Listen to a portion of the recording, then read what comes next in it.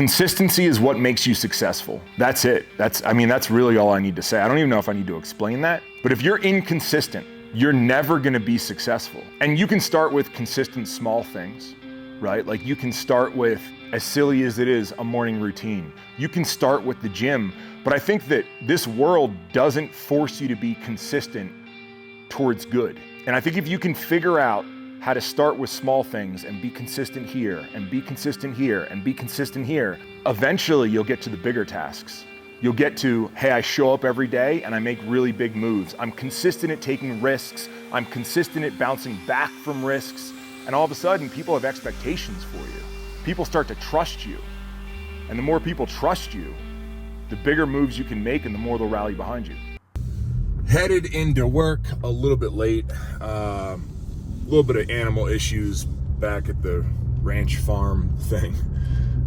So decided to stay home and handle that with Dana so she wasn't doing it by herself. And now I'm headed into work. So one of the big things we have coming up is the car show. And the car show is only 8 hours long. It'll be outside. We have 200 spots for cars. We actually have tons of vendors, tons of food. We have a drift expo happening, an autocross expo happening. Normal people won't be allowed on the racetrack, but we'll have professional drivers. We're gonna have someone jumping on the track out there. No one will be allowed to ride any of these things because insurance won't cover us. But the big thing that we're trying to focus on right now is our interesting problem of we're building a store. So this lobby down here will be the storefront, but it's only here for 8 hours. So we're not gonna build an installation because we don't really want to like ruin the walls or turn this into a store, especially since we're building a coffee shop out front. So we're sort of experimenting here with little modular things. Today, first time I've ever really seen our stuff displayed, but today we got these little rolling racks, which they're okay. I think they'll serve their little purpose. We have some baker racks here, which we can stack stuff up on. We have some mannequins showing up, which I've always wanted a reason to buy mannequins. And how many days do we have? 50 days? Less than that. 40 days? I think 30 days? 30, yeah. We need to build out the store faster.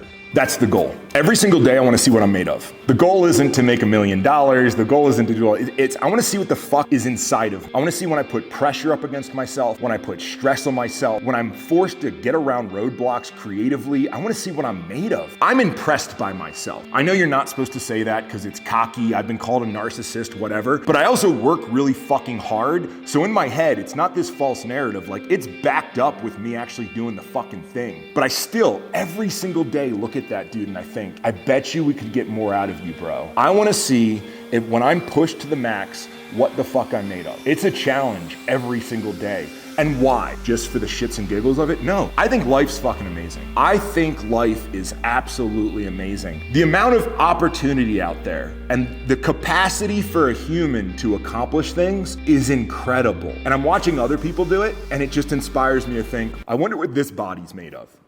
Enter Rob Bailey, having a fantastic night. Finally got my trailer all cleaned off.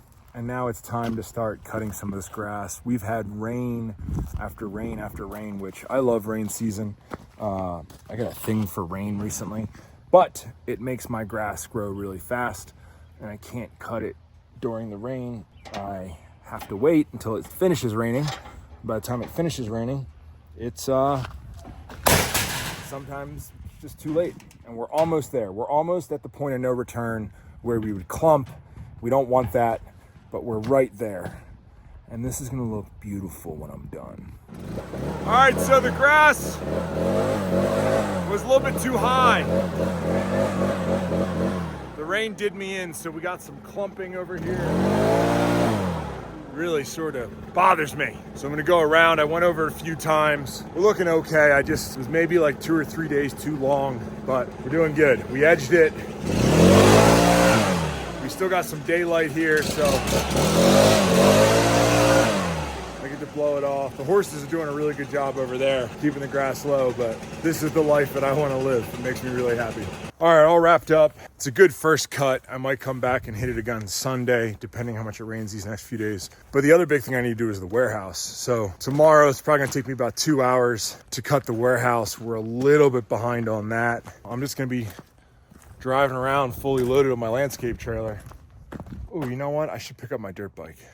All right, we gotta document this. My 501 started on the first turn. I turned the key and it just started. I don't know how this little battery has survived because this bike sat for about 1.5 years. And it just started right up. That doesn't happen in my life. Things are making a turn, ladies and gentlemen. Something's happening. Something's happening. The battery gods are smiling upon me for some reason. I must have done something. Anyway, now I'm gonna throw in the trailer, not strapped down, and tow it home, and hopefully it doesn't. I can't believe you're running. I'm so proud of you. I actually had to stop at the end of the driveway because I just want to show you guys how beautiful this is. Hold on. Look at this.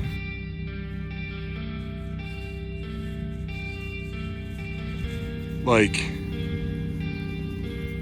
hey chicken, how are you? How are you? You don't really know me because we don't hang out too much, but you are handsome. Yeah, you are handsome. Sorry, I had to stop real quick, introduce Chicken and say hi. Hey, and just really take a look at, man, farm is beautiful. You like it here? Huh? You like it here? Yeah, don't nibble on me. Don't nibble on me, all right? What drives me is freedom. Freedom all day long. That's how I make every decision, business decision, life decision, financial decision, is freedom. I determined my core values a long time ago, and there's all sorts of them. And I was like, man, these seem too long. Core values are great, but like, fuck man, 10 of them? I just want one. And I chose freedom. To me, freedom is options. And options are created by a few different things. Options are money. Money solves a lot of problems. So make as much as you can. The other one is relationships. If you don't have money, you can call on somebody. A pipe goes out in your house and you have money, you can solve it. If you have a friend that's a plumber, you can solve it. The next one is skill. If you have skill, you can solve problems. And after that is resources. There's one more over there too. It's eyeballs, it's attention. If I post on my story, guess what? Someone will come help me. That goes back to relationships, but it's also attention. So if I build my life around those 5 things, those 5 pillars that create freedom, I have more options, I have more freedom, and I'm never stuck. When I see decisions that I can make that feel like they're gonna take away my freedom, the business deal might be lucrative, but guess what? If it somewhat encroaches on my freedom, I'm not interested. It makes decision making really fucking easy.